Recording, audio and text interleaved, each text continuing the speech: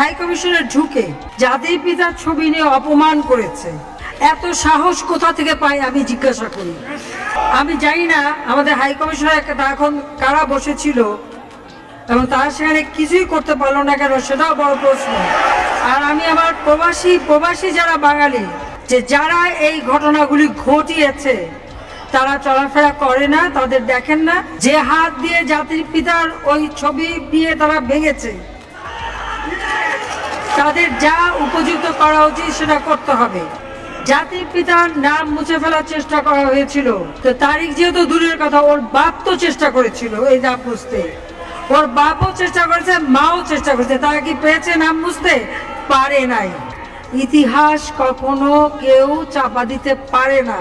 আর জাতির পিতা তার 7 মাসে ভাষণে বলে গেছে যে বাঙালিকে কেউ দাবায় রাখতে পারবে না, পারে নাই দাবায় রাখতে। হ্যাঁ, আমি প্রধানমন্ত্রী এসে আমারটা যা করুক ওটা আমি কিছু মনে করি না, কিন্তু যিনি আমাদের জাতির পিতা সেখানে হাত দেবে এত সাহস থেকে পেল?